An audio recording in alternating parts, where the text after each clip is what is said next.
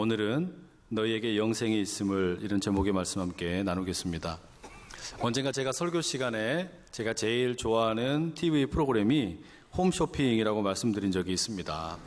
이 홈쇼핑은 아주 이 마력이 있습니다. 어마어마한 상상 초월하는 힘이 있죠. 순식간에 광고하는 그 물건에 푹 빠지게 만들고 지갑에 카드 꺼내서 금방 긁게 만듭니다. 그런 식으로 제 판단력을 한번 이렇게 마비시켰던 제품이 있는데 이 디지털 카메라였습니다. 그냥 카메라가 아니고 카메라에 MP3 플레이어에 보이스 레코딩 이런 기능들이 복합적으로 사용할 수 있는 그런 제품이었습니다. 게다가 이게 안젤리나 졸리라는 아주 예쁘고 유명한 배우가 어떤 영화에 들고 나온 제품이다 그러니까 왜 그렇게 더 좋아 보이든지 저도 모르게 그냥 긁어버리고 말았어요. 신학생이 무슨 돈이 있다고 10개월 할부로 그냥 긁었습니다. 명목은 이것 가지고 우리 딸 찍어줘야지 이런 생각으로 긁었습니다. 그런데 지금은 그렇지 않지만 당시에는 이런 멀티 기능 제품 써보면 여러 가지 기능이 가능은 한데 하나도 제대로 되는 경우가 별로 없더란 말이죠. 사진을 찍으면 좀 예쁘게 나와야 되는데 이 조명이 조금만 어두워도 잘 나오지 않고 하나 이렇게 마음에 들지가 않는 겁니다. 어떻게 했을까요? 구입하고 나서 한참 후회했습니다. 내가 이거 뭐하러 샀지? 이런 생각 들어가지고 결국은 집안 어딘가에다가 방치를 해놔가지고 쓸쓸하게 먼지가 가득 쌓이다가 바깥 어두운 곳으로 버려져서 슬피 우는 운명이 되고 말았습니다. 여러분, 이게 저에게만 있는 일이 아니고 여러분들 집에도 다 있는 일입니다. 그러지 않으세요? 오늘 예배 마치고 집에 가셔서 이 장롱 한번 열어보십시오. 1년 내내 한 번도 입지 않는 옷들이 있으실걸요? 1년이 아니라 아마 2년, 3년이 가도 한 번도 입지 않는 옷들, 그냥 모셔놓은 것들 꼭 있습니다. 입자니 유행이 좀 지나간 것 같고 버리자니 아깝고 그런 옷들 우리 꼭 있지요. 말하자면 가지고 있지만 활용하지 못하는 그런 물건들이 우리에게 꼭 있습니다. 이런 안타까움이 지금 사도 요한이 목회하는 이 교회 성도들에게도 있었습니다. 무언가를 얻기는 얻었지만 이거를 누리지를 못하는 겁니다. 무언가를 가지고 있기는 하지만 이거를 누리지를 못하는 안타까운 일이 벌어지는 겁니다. 그게 뭘까요? 생명 혹은 영생이라는 것이죠. 사도 요한이 이제 오늘 드디어 요한일서 이 편지를 마무리하는 장면으로 우리를 끌고 들어갑니다. 그런데 영생을 얻었지만 영생을 누리지 못하는 안타까움, 이 성도들의 그 안타까움에 대해서 오늘 이 본문의 마지막에 우리에게 들려주고 있다라는 겁니다. 본문 13절 이렇게 말합니다. 내가 하나님의 아들의 이름을 믿는 너희에게 이것을 쓰는 것은 너희로 하여금 너희에게 영생이 있음을 알게 하려 함이라. 내가 이 글을 왜 썼냐? 이 글을 쓴 이유는 예수님이 그리스도이심을 믿는 여러분에게는 영생이 있다라는 것을 알려주기 위해 썼습니다. 이 말입니다. 사도 요한은 요한일서를 기록한 목적만 이렇게 말하지 않고 요한복음을 기록한 목적도 동일하게 말합니다. 내가 왜 요한복음을 기록했냐? 내가 왜 요한일서를 기록했냐? 그 이유는 이 글을 읽는 여러분들이 예수님이 그리스도이심을 믿는다면 여러분 안에 영생이 있다라는 것을 알게 하고 싶어서 그 목적 때문에 이 편지를 썼다라고 말하죠. 예수님이 그리스도이심을 믿는다라는 것, 그것에 대해서 더 잘 설명하기 위해 지난주에 우리는 3가지 증언자가 있다라는 내용도 살펴보았습니다. 물과 피와 성령께서 예수님이 그리스도이심을 증언한다라는 그런 내용이었죠. 여러분, 우리가 세례를 받으면 머리에서부터 물이 뚝뚝뚝뚝 떨어지게 되죠. 이 물들이 그냥 떨어지는 것이 아니라 그 물이 떨어짐과 함께 우리에게 증언을 하는 겁니다. 요한아, 예수님은 그리스도이시다. 이렇게 증언을 한다라는 겁니다. 이 물의 증언을 듣고 우리는 예수님이 그리스도이심을 믿게 됩니다. 그리고 성도가 된 후에 이제 우리는 때때로 성찬에 참여하게 됩니다. 예수님의 몸과 피를 먹게 되는 것이죠. 그 현장에서 피가 우리에게 증언합니다. 요한아, 예수님이 너를 위해 십자가에서 죽으신 하나님의 어린 양이란다. 이 피의 증언과 함께 우리는 때때로 흔들리던 믿음을 다시 다잡고 예수님을 그리스도로 붙들게 됩니다. 이렇게 물과 피의 증언에 참여하는 가운데 성령께서는 우리 안에 내적인 확신을 주십니다. 증언해 주신다는 말이죠. 요한아, 예수님이 그리스도이시단다. 그분이 너에게 생명, 영생을 주셨다. 이 사실을 알려주기 위해 요한일서 그리고 요한복음을 기록하였습니다. 그런데 여러분, 이 마지막 편지의 마지막에서 이 사도 요한이 꼭 하고 싶은 이야기가 있었습니다. 영생을 얻는 것도 중요하지만, 영생이 있다라는 것을 아는 것도 중요하지만, 그것만큼이나 더 중요한 게 뭐냐? 이 영생을 누리는 일이다라는 것이죠. 편지를 마무리하면서 사도 요한은 성도들에게 영생을 얻은 만큼이나 영생을 누릴 줄 알아라 라고 이야기한다라는 겁니다. 안타까운 사실은 오늘도 많은 성도분들 가운데 자신 안에 있는 영성, 이 어떤 영생을 얻은 이 감격을 누리지를 못하고 사는 분들이 참 많이 있습니다. 예수님을 그리스도로 믿음으로 인해서 영생이 주어졌는데 이게 정말인지, 이게 진짜인지 가짜인지 확인하다가 시간 다 보내버리고 누리지를 못한다라는 말이죠. 여러분, 예를 들어보면 이런 겁니다. 우리는 자동차 운전을 하기 위해서 운전면허증을 취득을 하죠. 그리고 나서 자동차를 구입을 합니다. 그러면 그 자동차 엔진도 좋고 타이어도 튼튼하고 인테리어도 좋고 너무너무 좋아요. 그런데 그 자동차를 그냥 주차장에다가 가만히 두기만 하면 어떻게 됩니까? 이건 쓸모없는 일이에요. 자동차를 그냥 얻어서 그대로 두는 데 목적이 있는 것이 아니라 운전을 해야지요. 자동차를 몰고 달려나가야지요. 그래야 그 자동차를 얻은 바 소기의 목적을 달성하는 거 아닙니까? 돈도 마찬가지입니다. 우리가 열심히 최선의 노력을 다해서 성실하게 일하여 돈을 모읍니다.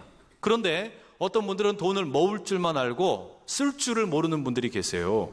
어떻게 쓰는 것이 바람직한 소비인지, 어떻게 쓰는 것을 하나님이 기뻐하시는지 이걸 잘 모르는 분들이 계시는 겁니다. 그래서 그냥 돈을 쌓아놓기만 하는 분들이 계신단 말이죠.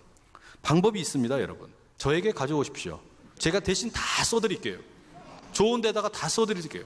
말하자면 가지고만 있지 말고 누려야 될 것들이 있다는 말입니다. 마찬가지로 우리에게 주어진 구원이 그렇고, 우리에게 주어진 생명이 그렇고, 우리에게 주어진 영생이 그렇다라는 말입니다. 예수 그리스도를 믿음으로 인해서 나에게 주어진 이 값진 보배, 이 값진 선물을 그냥 묵혀두지 마시고 끄집어내서 날마다 누리실 수 있는 우리 모든 성도님들 되시기를 간절히 축복합니다. 여러분, 마태복음 25장에 보면 그 달란트 비유가 나오지요. 거기에 보면 주인이 어디 타국으로 떠나면서 이 종들에게 달란트를 맡깁니다. 5달란트, 2달란트, 1달란트를 맡깁니다. 5달란트와 2달란트를 맡은 종들은 열심히 투자를 하고 또 사업을 해서 노력이 보상을 받아가지고 5달란트와 2달란트를 또한 각각 남기게 되지요. 주인이 이제 한참 후에 돌아와서 결산을 합니다. 그리고 이 5달란트와 2달란트를 맡겼던 사람들을 칭찬합니다. 주인이 기뻐합니다. 그리고서 뭐라고 이야기합니까? 주인의 즐거운 잔치에 참여하라 라고 말합니다. 반면에 1달란트를 받은 사람은 주인으로부터 책망을 듣게 됩니다. 꾸지람을 듣게 됩니다. 그런데 여러분, 왜 1달란트를 받았던 사람을 주인이 책망합니까? 그 책망하는 이유가 뭐예요? 돈 이익을 남기지 못했다라고 책망하는 겁니까? 그게 아닙니다. 이 1달란트를 받은 사람에 대해서 주인이 책망하는 이유는 그가 마태복음 25장 18절 이렇게 했기 때문에 그래요. 1달란트 받은 자는 가서 땅을 파고 그 주인의 돈을 감추어 두었더니, 이 종은 그 주인으로부터 1달란트 고귀한 선물을 받았는데 고스란히 그것을 땅을 파가지고 다 감추어 두었습니다. 가려둔 거예요. 여러분, 이게 뭘 말하는 겁니까? 하나님께서 그에게 선물을 주셨는데 이 선물을 그냥 감추어 둔 겁니다. 이것은 선물을 귀하게 여기지 않았다라는 말입니다. 하나님께서 나에게 선물을 주셨는데 이 선물에 대해서 별로 값진 것으로 생각을 하지 않는다라는 말이죠. 여러분, 우리가 영생을 누리지 않는다라는 게 마치 그런 겁니다. 영생을 얻기는 얻었는데 누리지 않는다. 왜 누리지 않을까요? 혹시 그거 창피해하는 것은 아닙니까? 내가 구원을 받았다라는 거 누리지를 않습니다. 왜 누리질 않아요? 창피해하기 때문은 아닙니까? 내가 교회 다닌다라는 게 창피하기 때문에 누리지 못하는 거 아니냐 이 말이에요. 지금 예수님을 우리가 그리스도로 고백을 하고 영생을 진짜로 선물을 받았다면, 이게 그렇게도 귀한 하나님의 선물이라면 마음껏 누려야 합니다. 날마다 누리고 또 누릴 때 이게 진짜 나에게 선물이라는 것이 증명이 되는 것이지, 가만히 놔둔다고 해가지고 그게 증명이 되는 게 전혀 아닙니다. 때문에 오늘 본문은 영생을 얻은 자가 어떻게 영생을 누리며 살 것이냐, 이 이야기를 우리에게 들려주고 있습니다. 그럼 오늘 본문에서 영생을 누리는 방법 무엇이라고 이야기할까요? 세 가지를 함께 나눠보려고 하는데, 먼저 14절 말씀 이렇게 기록되어 있습니다. 그를 향하여 우리가 가진 바 담대함이 이것이니 그의 뜻대로 무엇을 구하면 들으심이라. 영생을 어떻게 누려야 하는가? 사도 요한이 성도들에게 들려주는 첫 번째 이야기는 기도입니다. 사도 요한은 영생을 누리는 첫 번째 길은 기도에 있다라고 말합니다. 그런데 이게 그냥 기도가 아니에요. 어떤 기도냐? 14절에 나오는 담대함이라는 단어를 가만히 음미를 좀 해볼 필요가 있습니다. 우리말로 담대함이라고 번역을 해놨는데 이 말은 헬라말로는 파레시아라는 말입니다. 이 본래 의미는요, 말과 관련된 단어입니다. 말을 자유롭게 한다, 말을 대범하게 한다, 말을 아주 용감하게 한다, 이런 의미를 담고 있는 그런 단어예요. 말하자면 기도는 기도인데 어떤 기도라는 말이에요? 담대한 기도라는 말입니다. 담대하게 기도한다, 자유롭게 기도한다, 이런 의미죠. 이게 무슨 의미입니까? 예수님을 그리스도로 믿음으로 인해서 나에게 영생이 주어졌는데 이 영생을 누리는 게 뭐냐? 기도래요. 담대한 기도라고 말합니다. 이건 무슨 이야기냐면, 영생을 받은 자에게는 특별한 특권이 주어지게 되는데, 하나님 앞에서 쩔쩔매는 것이 아니요, 하나님 앞에서 말 못해서 벙어리가 되는 것이 아니요, 하나님을 아빠, 아버지라고 부르며 담대하고 친근하게 자유롭게 말할 수 있는 그런 기도의 능력이 주어진다라는 말입니다. 이걸 누리라는 거예요. 예수님이 그리스도심을 믿음으로 영생이 주어졌으면 이런 담대한 기도가 여러분에게 있기를 간절히 축복합니다. 이 친밀한 상태이기 때문에, 하나님과 내가 친밀한 상태를 누리기 때문에 이런 특권을 마음껏 누릴 수가 있다는 말이죠. 게다가 하나님 뭐라 그러시냐? 하나님의 뜻대로 무엇이든지 구하면 그거 다 들어주신다고 말씀합니다. 하나님 뜻대로 우리가 무엇이든지 구하면 하나님 좋으신 아빠, 아버지께서 무엇이든지 응답을 해 주시겠다라는 겁니다. 이게 담대한 기도의 유익입니다. 내가 하나님 뜻대로 구하기만 하면 이게 하나님에게 응답이 되고 하나님께서 기뻐하시는 일이 될 수 있다라는 것이죠. 여러분, 이 담대한 기도, 또 하나님 뜻대로 구할 때 응답해 주시는 기도, 여러분 이걸 우리가 어떻게 이해를 하면 좋을까요? 이 부모와 자녀 사이를 한번 생각을 한번 해보십시오. 제 딸과 제 아들은 제가 이 교회에서 근무하는 사무실에 얼마나 대범하고 담대하게 들어오는지 모릅니다. 비밀번호를 어떻게 알았는지 띡띡띡띡 누르고 그냥 문을 벌컥 열고 들어와요. 무서워하지를 않습니다. 대범하게 막 들어옵니다. 그러나 다른 아이들은 제 사무실에 그렇게 못 들어오겠죠? 그렇게 막 문 열고 못 들어오겠죠? 왜 그렇습니까? 다른 거 없습니다. 제 새끼가 아니기 때문에 그래요. 이 아이들은 제 아이들이기 때문에 저와의 관계 가운데 친밀함이 있습니다. 사귐이 있는 거예요. 그러니까 아무런 문제 없이 그냥 벌컥벌컥 막 문을 열고 들어오는 겁니다. 그리고 하고 싶은 이야기 다 합니다. 별별 이야기를 다 해요. 어제는 아들이 저에게 뭐라고 말하냐면 크리스마스 선물로 뭔가를 갖고 싶다고 벌써부터 이야기를 합니다. 아직 10월도 안 됐는데 벌써부터 크리스마스 선물을 달라고 그러는 거예요. 엄마가 이제 막 꾸중을 하죠. 야, 크리스마스는 예수님 생신인데 왜 네가 선물을 달라고 그러냐, 이렇게 막 꾸중을 했죠. 소용없어요. 담대하게 그냥 요구를 합니다. 다른 집 아이가 만약에요, 저에게 와가지고 크리스마스 선물 주세요 하고 지금 이야기하면 어떻게 될까요? 아마 피차간에 상당히 곤란하지 않겠습니까? 아주 애매한 일이 생기는 거예요. 그러나 제 아들이 그렇게 이야기했기 때문에 얼토당토 않는 일이지만 일단 귀를 기울이는 겁니다. 그 아이의 말에 일단 귀를 기울이고 가만히 들어본 다음에 판단을 하는 것이죠. 이게 합당한 일이냐, 합당하지 않는 일이냐, 그리고 거기에 맞게 이제 뭔가 대답이 주어지지 않겠습니까? 마찬가지입니다, 여러분. 내가 예수님을 그리스도로 믿음으로 인해서 영생이 주어지게 되면 나와 하나님 사이에 정말 친밀한 관계가 형성이 되기 시작을 하는 거예요. 하나님과 나 사이에 더 이상 뭔가 불편한 게 없는 겁니다. 그래서 하나님 앞에 담대하게 나가서 기도합니다.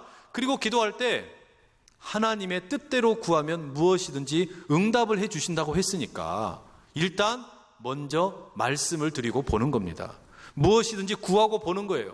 사실 여러분, 우리는 하나님의 뜻이 무엇인지 잘 모릅니다. 하나님께서 무엇을 기뻐하는지 때로 잘 모를 때가 있어요. 헷갈릴 때가 있다는 말이죠. 그렇기 때문에 먼저 하나님께 구하면서 대신에 염치가 있으니까 그냥 막 구할 수는 없으니까 다만 하나님, 내 뜻대로 하지 마시고 하나님 뜻대로 해 주십시오. 아니, 이렇게 하면은 하나님께서 자녀된 우리들이 구하면 그걸 가만히 들으셨다가 이게 하나님 뜻에 맞으면 응답을 마음껏 부어주실 줄로 믿습니다. 아니, 이 담대한 기도의 능력이, 이 기도의 특권이 여러분들 가운데 가득 임하시기를 축복합니다. 이건 아무나 받을 수 있는 특권이 아니에요. 이 하나님이 허락하신 특권, 예수님을 그리스도로 믿는 자에게, 그 영생을 받은 자에게 주시는 이 특권이 우리 가운데 가득 임하기를 간절히 축복합니다. 이 본문에서 들려주는 예수님을 그리스도로 믿음으로 인해 영생을 얻게 된 사람이 이 영생을 누리는 두 번째 방법은 뭐냐? 16절에 이런 말씀이 나옵니다. 누구든지 형제가 사망에 이르지 아니하는 죄 범하는 것을 보거든 구하라. 그리하면 사망에 이르지 아니하는 범죄자들을 위하여 그에게 생명을 주시리라. 사망에 이르는 죄가 있으니 이에 관하여 나는 구하라 하지 않노라. 뭘까요? 영생을 누리는 두 번째 방법을 중보기도라고 말해주고 있습니다. 영생을 누린다라는 것은 나의 필요를 따라서 담대하게 하나님께 구하는 것이기도 하지만 동시에 다른 사람들을 위해서 담대하게 구하는 중보의 기도 역시 이 영생을 누리는 사람만 할 수 있는 것이다 라는 말입니다. 그런데 방금 읽었던 이 16절과 17절을 읽어보면 조금 어려운 말들이 나옵니다. 사망에 이르는 죄, 사망에 이르지 아니하는 죄, 뭐 이런 말들이 나오죠. 그러면서 사도 요한이 말하기를 사망에 이르지 아니하는 죄를 범한 사람을 위해 기도하면 생명을 그에게 주시고, 그러나 사망에 이르는 죄를 범한 자를 위해서 기도해 봐야 응답이 없을 것이다, 이런 이야기를 우리에게 들려줍니다. 이게 참 어려운 이야기예요. 아리송한 말씀이죠. 도대체 사망에 이르는 죄는 무엇이고 사망에 이르지 아니하는 죄는 무엇인지 알기가 어렵습니다. 사도 요한이 추가적인 설명을 본문 속에 하고 있지 않습니다. 짐작을 해보자면 아마도 사도 요한과 이 성도들 사이에는 이게 무엇인지 설명하지 않아도 서로가 다 이해할 수 있는 그런 사이였던 것 같아요. 그러니까 사망에 이르는 죄, 사망에 이르지 아니하는 죄가 무엇인지에 대해서 자세하게 이야기해 주지 않습니다. 그런데 우리는 모르죠. 그 이유 때문에 이 교회의 역사를 살펴보게 되면 사망에 이르는 죄는 무엇이고 사망에 이르지 아니하는 죄는 무엇인지에 대해서 많은 분들이 이런저런 이야기를 했습니다. 하지만 여러분, 오늘 우리는 사망에 이르는 죄가 무엇인지, 사망에 이르지 아니하는 죄가 무엇인지 거기에 관심이 있는 게 아닙니다. 더 중요한 건 뭐냐면 이 본문에서 우리가 붙들어야 될 중요한 영적인 진리는 영생을 누린다라는 것은 다른 누군가를 위해서 중보기도 할 수 있다라는 사실입니다. 사실 우리는 상대방이 사망에 이르는 죄를 범했는지 사망에 이르지 아니하는 죄를 범했는지 알 길이 없어요.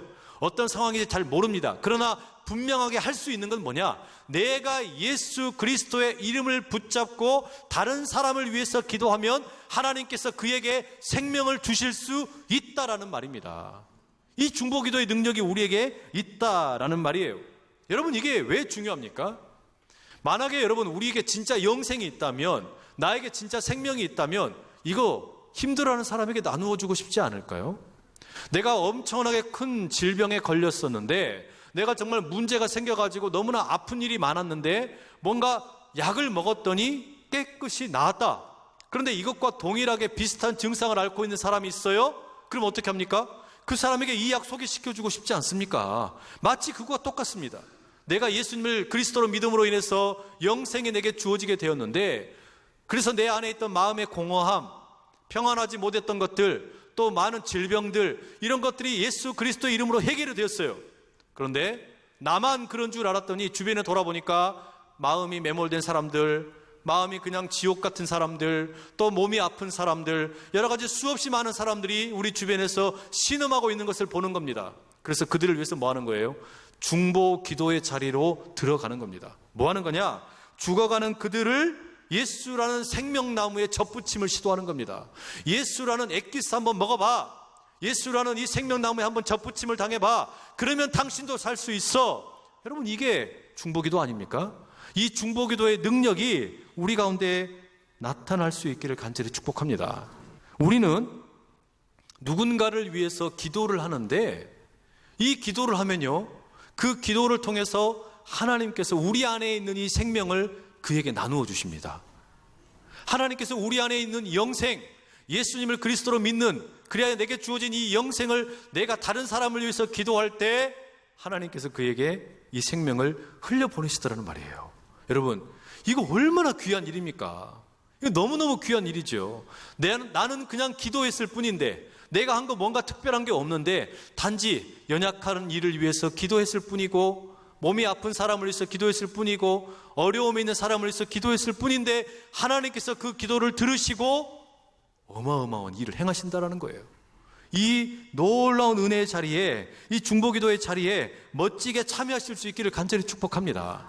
왜냐하면요, 예수님께서 사셨던 삶이 이런 중보의 삶이었기 때문입니다.